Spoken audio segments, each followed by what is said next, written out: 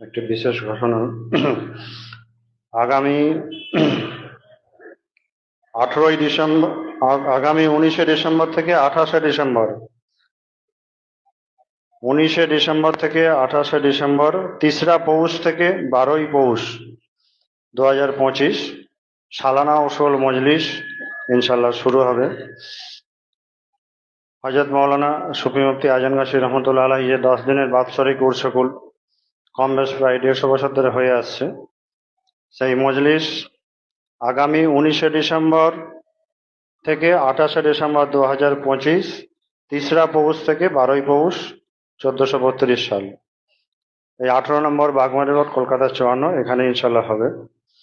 প্রথম দিন 19শে ডিসেম্বর শুক্রবার, জুম্মার আগে উরসগুল আছে, জুম্মার পর মাজার শরীফ জিয়ারত আছে। তারপরে 20 ডিসেম্বর শনিবার সকাল 9টা থেকে মজলিস শুরু আছে, জোহর পর্যন্ত এটা চলবে ইনশাল্লাহ। জোহর আসর যতক্ষণ হরিকলা থাকবে সেই সময় পর্যন্ত চলবে। আবার রাতেও মজলিস হবে ইনশাল্লাহ, বাদ ঈশা থেকে রাত 10টা পর্যন্ত। তারপরে 21শে ডিসেম্বর রবিবার মাহওয়ারি মজলিস অমলতর মর্গে জিয়ারত আছে।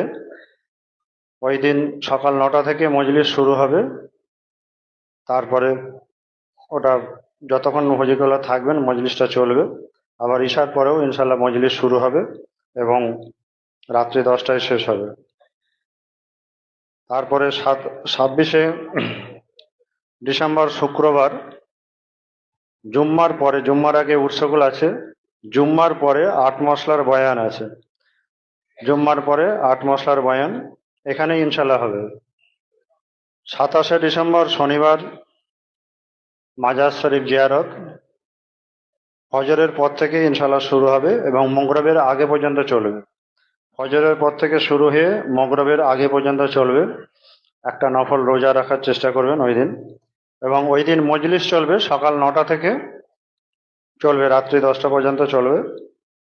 এবং প্রত্যেক দিন রাত্রে তাবারকেরও ব্যবস্থা আছে, শনিবার ইফতারি এবং তাবারকেরও ব্যবস্থা আছে ইনশাল্লাহ।